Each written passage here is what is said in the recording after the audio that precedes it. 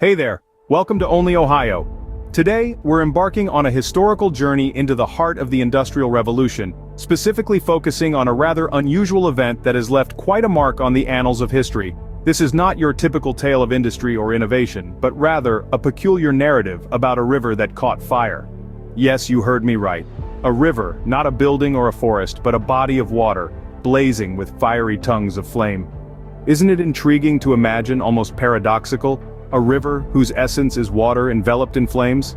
Welcome, dear listeners, to the heart of Cleveland's industrial era, a time of rapid growth and exponential expansion. A time when dreams came alive and the city hummed with the symphony of progress. It was an era that bore witness to the transformation of Cleveland, from a quaint town into a burgeoning industrial hub. The factories sprung up like mushrooms after a summer rain, lining the banks of the Cuyahoga River. The river, a lifeline for the city, turned into an artery feeding the insatiable industrial heart of Cleveland. Let's take a moment to visualize the Cuyahoga River, a meandering waterway that was once a symbol of natural beauty and sustenance. Its waters teeming with marine life, its banks lush with vegetation, providing sustenance to a vibrant ecosystem and acting as a conduit for commerce and transportation. However, as the dawn of the industrial era set in, the Cuyahoga River underwent a drastic transformation. The once clear and life-giving waters of the river turned into a murky, sludgy channel. Industrial waste relentlessly poured into the waterway, turning this lifeline into a ticking time bomb. A thick layer of pollutants coated the surface, turning the river into a grotesque parody of itself. The flora and fauna dwindled, consumed by the insidious poison that the river had become. The river's transformation didn't happen overnight.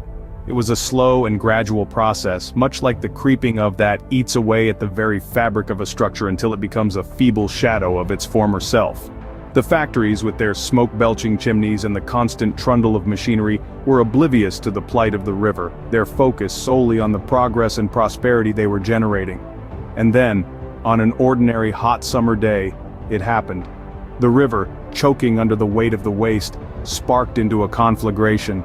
The flames consumed the river, lighting up the skies with an eerie glow, a grim testament to the devastating effects of industrial pollution. The fire damaged bridges, caused panic, and became a national spectacle. The event shook the nation, prompting of environmental reform and legislation. It served as a wake-up call, a stark reminder of the price we pay for progress if we turn a blind eye to the environment.